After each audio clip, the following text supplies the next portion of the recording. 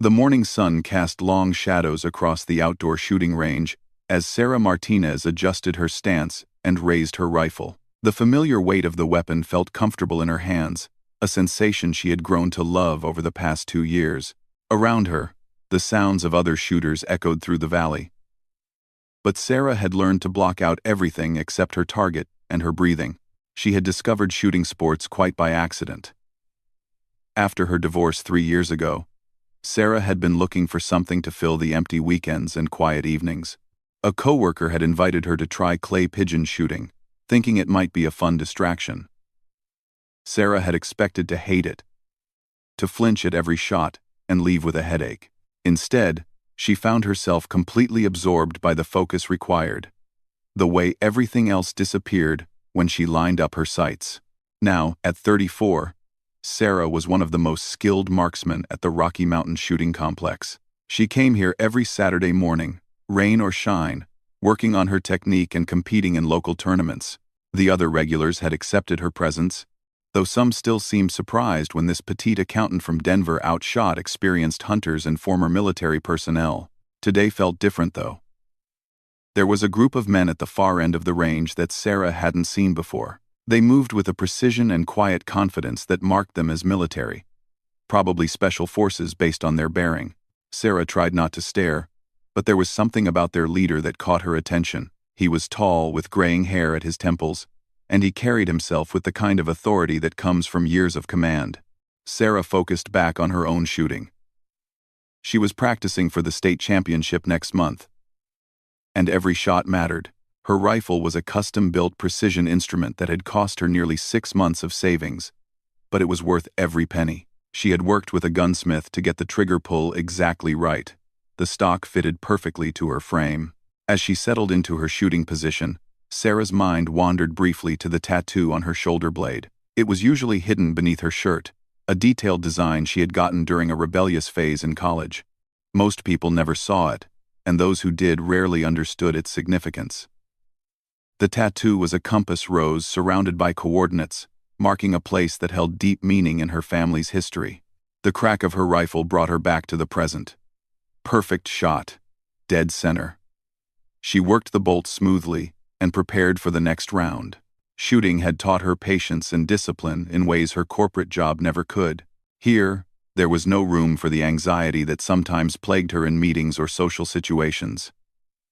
Here, it was just her, the rifle, and the target. After an hour of steady practice, Sarah decided to take a break.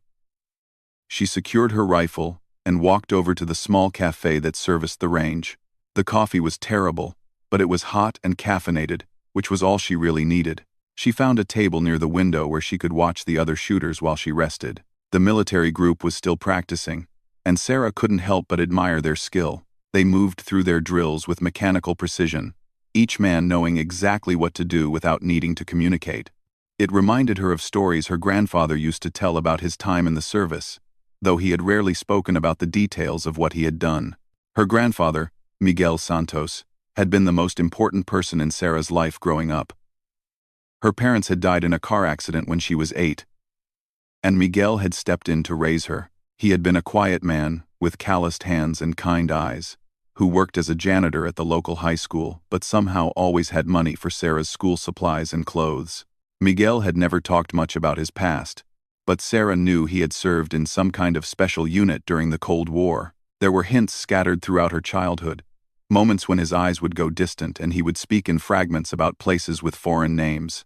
He had died 5 years ago, taking most of his secrets with him. The only clue Sarah had to her grandfather's mysterious past was a faded photograph she had found among his belongings. It showed a group of young soldiers in jungle fatigues, standing in front of what looked like a crashed helicopter. Her grandfather was in the center, looking impossibly young and serious. On the back of the photograph, someone had written coordinates and a date from 1987. Those same coordinates were now permanently inked into Sarah's skin. Sarah finished her coffee and decided to get back to her practice session. The state championship was only 4 weeks away, and she had her heart set on placing in the top 3. She had been training for this for over a year, working with a coach and studying ballistics in her spare time. As she walked back toward her shooting position, Sarah noticed that the military group had moved closer to her section of the range. Their leader was setting up at a station just 2 positions down from hers. Up close, she could see that he was older than she had initially thought, probably in his late 40s, with the kind of weathered face that spoke of years spent in harsh conditions. Sarah tried to focus on her own shooting, but she found herself glancing over occasionally. The man's technique was flawless, and his groups were tight enough to impress even the range's most demanding instructors. More than that, there was something familiar about the way he moved, a mannerism that reminded her of someone she couldn't quite place. During her next break, Sarah was checking her targets when she heard footsteps behind her. She turned to see the military leader approaching, his expression serious but not unfriendly. "Excuse me," he said, his voice carrying a slight accent she couldn't identify. "I couldn't help but notice your shooting. You've got excellent form for a civilian." Sarah felt herself blush slightly at the compliment. "Thank you. I've been working at it for a while now." "Competition shooter?" he asked, nodding toward her expensive rifle and the precision of her target groupings. "State championship next month," Sarah replied.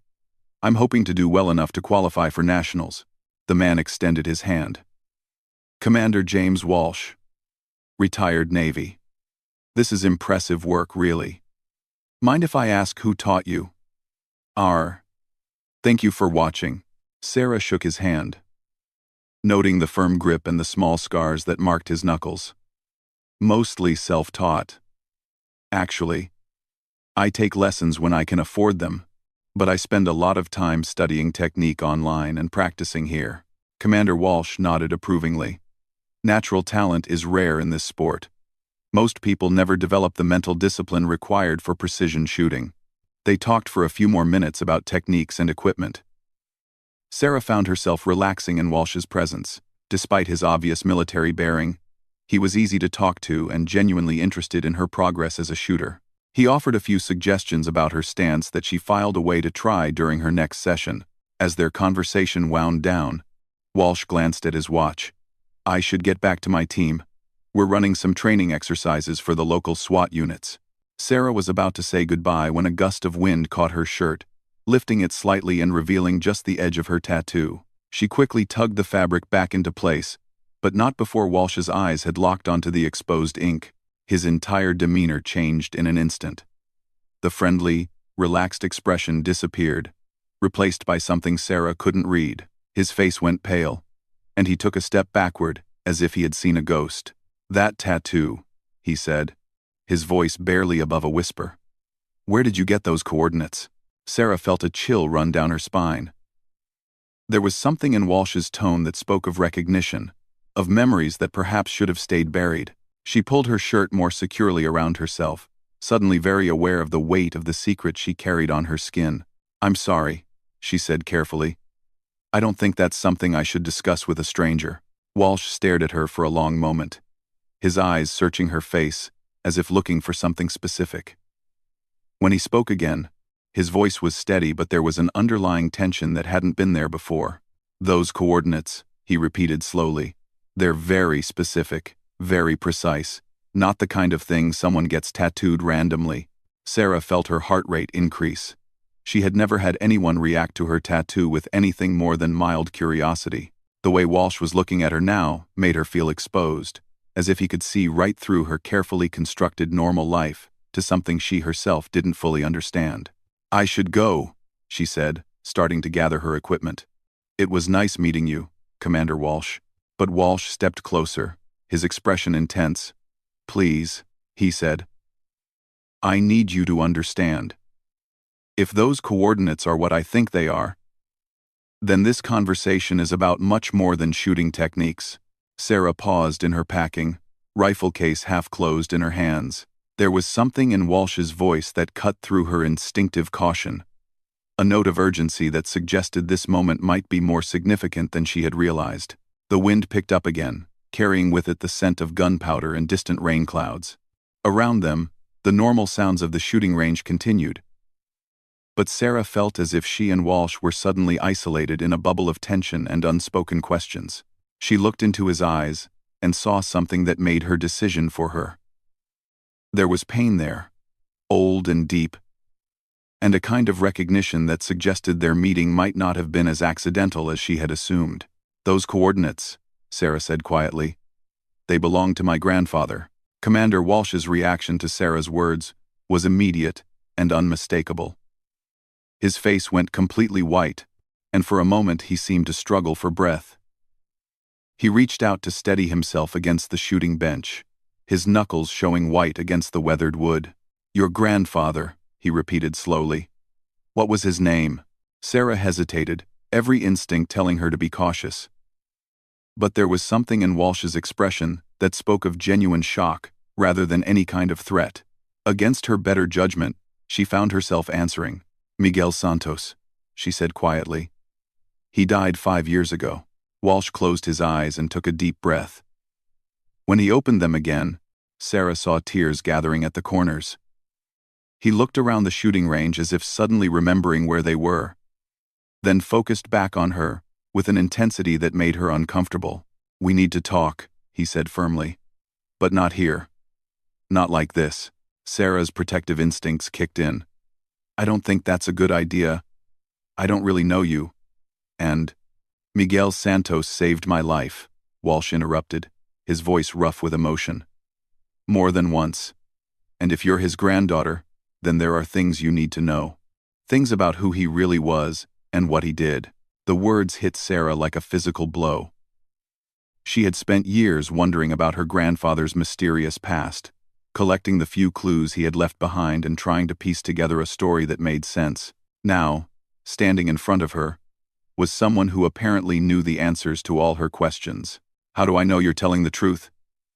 she asked, though something in his manner had already convinced her. Walsh reached into his wallet and pulled out a small photograph, its edges worn from years of handling. He handed it to Sarah without a word. It was the same photograph she had found among her grandfather's belongings. The same group of soldiers, the same crashed helicopter, the same serious young faces staring back at the camera. But this copy had something hers didn't, writing on the front, in faded ink, that identified each soldier by name. Sarah's eyes found her grandfather immediately, young and lean in his combat fatigues. Next to his image, someone had written, "Santos, Navigator." Her gaze moved across the other faces until it stopped on a familiar one. There, looking impossibly young but unmistakably himself, was James Walsh. "Operation Silent Thunder," Walsh said quietly, watching her study the photograph. "Nicaragua. 1987. Your grandfather was our guide through some of the most hostile territory imaginable." Sarah's hands were shaking as she held the photograph. "He never told me any of this. I found a copy of this picture after he died. But there was no writing on it. Just coordinates on the back. The coordinates of our extraction point," Walsh said. "We were pinned down for 3 days waiting for rescue. Miguel got us out when no one else could have." They stood in awkward silence for a moment, the normal sounds of the shooting range seeming distant and unreal. Sarah felt as if her entire understanding of her grandfather was shifting, revealing depths she had never imagined. "There's a diner about 10 minutes from here," Walsh said finally. "Good coffee, quiet booths. If you're willing, I'd like to tell you about Miguel Santos. The real Miguel Santos." Sarah looked down at the photograph again, studying her grandfather's young face. She thought about all the questions that had haunted her since his death, all the half-stories and mysterious silences that had shaped her childhood. This might be her only chance to finally understand. "Okay," she said. "But I'm driving myself, and I'm telling someone where I'm going." Walsh nodded. "Smart." Miguel would have approved. An hour later, they sat across from each other in a worn vinyl booth at Danny's Diner, nursing coffee that was significantly better than what the shooting range offered. Walsh had spent the drive over gathering his thoughts, and now he seemed ready to share memories that he had clearly kept locked away for years. "Your grandfather wasn't just a soldier," Walsh began. "He was one of the most effective covert operatives I ever worked with. Natural navigator. Spoke 6 languages fluently, and had an ability to blend into local populations that was almost supernatural. Sarah listened in amazement as Walsh painted a picture of Miguel Santos that bore little resemblance to the quiet janitor who had raised her. According to Walsh, her grandfather had been part of a highly classified unit that conducted operations throughout Central and South America during the 1980 seconds. We called him Ghost, Walsh continued. Not because he was sneaky, though he was that too. We called him Ghost because he could disappear into any environment and emerge weeks later with intelligence that nobody else could have gathered.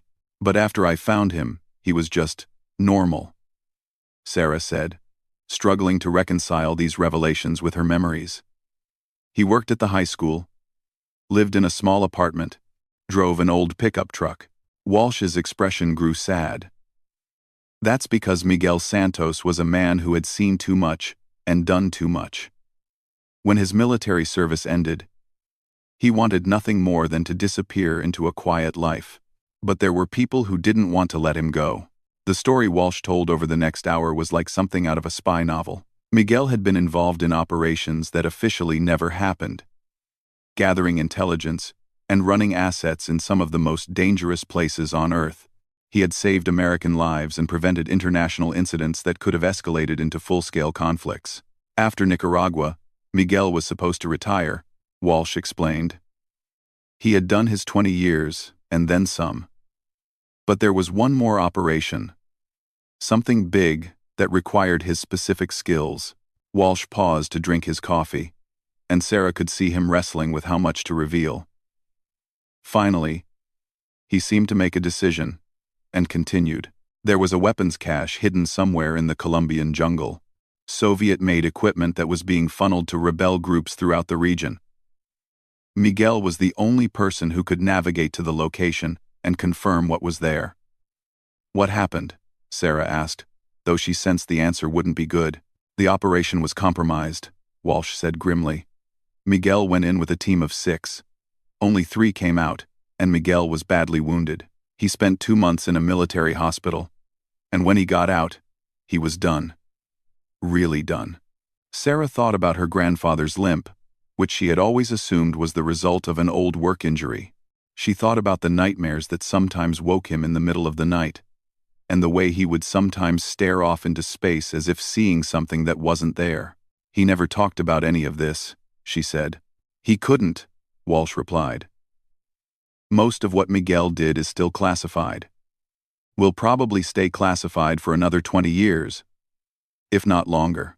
They sat in silence for a while, Sarah processing this new understanding of the man who had shaped her life. Finally, Walsh spoke again, his voice gentle. Miguel talked about you all the time during those last few operations. He carried your picture with him everywhere, showed it to anyone who would look. You were the reason he wanted to get out, the reason he was willing to take the risks necessary to finish his service. Tears sprang to Sarah's eyes. I never knew. He never said. Miguel wasn't good with words about feelings, Walsh said with a small smile. But everything he did after you came to live with him was about making sure you had a normal, safe life. He turned down lucrative consulting offers, moved away from anyone connected to his old work, and became exactly what you needed him to be. Sarah wiped her eyes with her napkin, trying to compose herself. Why are you telling me all this now? Why did seeing my tattoo affect you so much? Walsh's expression grew serious again. Because those coordinates aren't just marking an old extraction point. That location became significant for other reasons that could still matter today. He leaned forward, lowering his voice even though the diner was nearly empty. After Miguel retired, we learned that the weapons cache he had been sent to verify was much larger than anyone suspected. We're talking about enough firepower to supply a small army. And it was never recovered. What does that have to do with me? Sarah asked. Though she was beginning to sense where this conversation was heading. Miguel was the only person who knew the exact location of that cache, Walsh said. The coordinates were never written down in any official record, never entered into any database. The only record that existed was what Miguel carried in his head.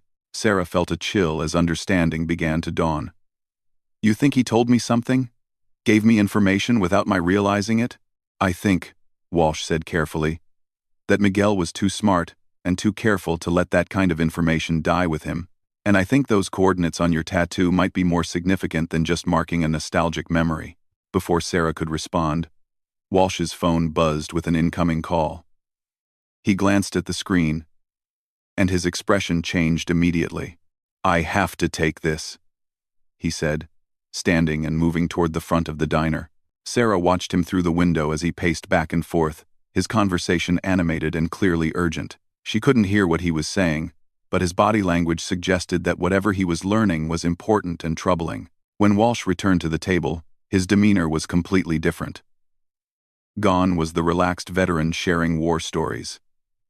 In his place was someone Sarah recognized as the military commander he had once been. "We need to leave," he said quietly. "Right now." "What's wrong?" Sarah asked, alarmed by the sudden change. "That was a friend of mine at the State Department," Walsh said, already reaching for his wallet. "Someone has been asking questions about Miguel Santos. Official questions. From people with enough clearance to access classified files." Sarah felt her heart rate spike. "What kind of questions?" "The kind that suggests someone else knows about that weapons cache," Walsh said grimly. "And the kind that suggests they think Miguel left behind information about its location." As they hurried toward the parking lot, Sarah's mind raced with implications she was only beginning to understand. Her quiet life as an accountant and weekend marksman suddenly seemed very far away, replaced by a reality that felt dangerous and unpredictable. "What do we do now?" she asked as they reached their cars. Walsh was scanning the parking lot and nearby streets with the practiced eye of someone trained in surveillance detection. "Now we figure out who's asking those questions and why," he said.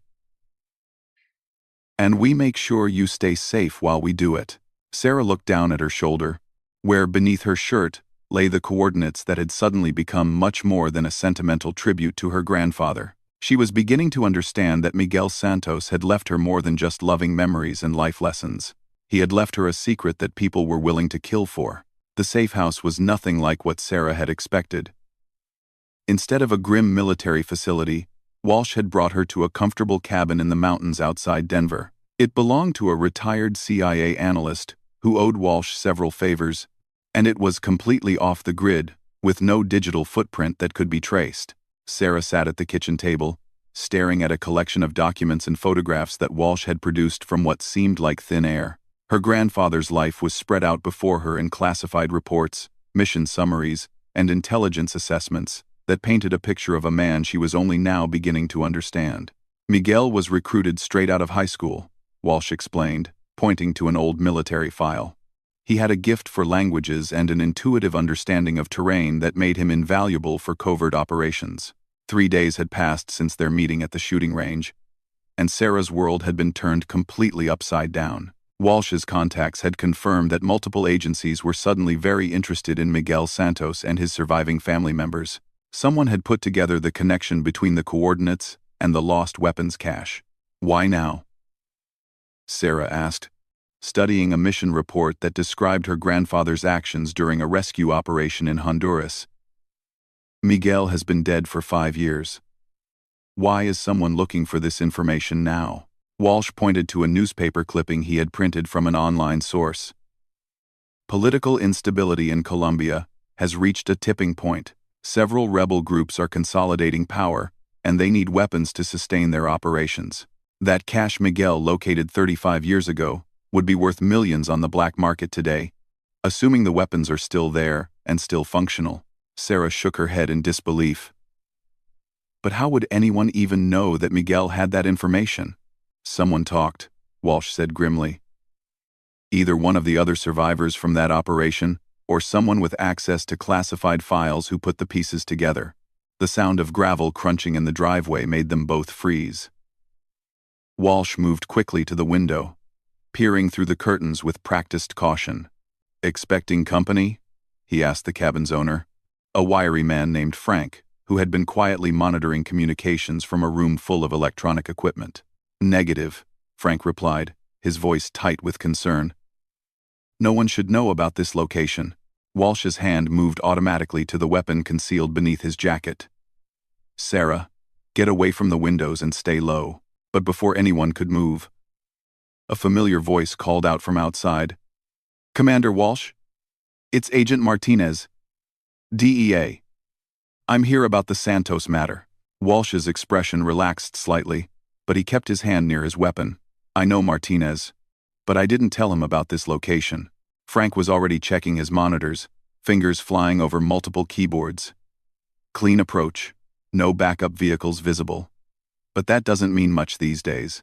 The man who entered the cabin looked like he had been awake for several days straight. Agent Carlos Martinez was roughly Walsh's age, with graying hair and the kind of deep tan that suggested years of fieldwork in South American heat. His clothes were rumpled and he carried himself with the careful alertness of someone who had been looking over his shoulder. "Carlos," Walsh said, not lowering his guard completely. "How did you find us?" Martinez glanced around the cabin, his eyes settling on Sarah with recognition. "Same way I've been tracking everyone connected to this mess." Miguel Santos left a bigger footprint than any of us realized. He pulled out a tablet and showed them a series of surveillance photographs. Sarah felt her blood go cold as she recognized herself in several of the images. Someone had been watching her for days, photographing her at work, at the grocery store, at the shooting range. "Who took these?" she demanded.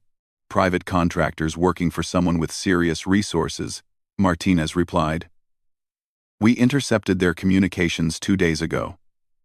They know about the tattoo, and they know what those coordinates represent." Walsh studied the photographs with professional interest. "How much do they know?" "Everything we know, and probably more," Martinez said. "Someone leaked the full operation file, details about the weapons cache, Miguel's role in locating it, even speculation about what information he might have passed on before his death." Sarah felt overwhelmed by the implications. "So what happens now? Do I spend the rest of my life hiding in safe houses?"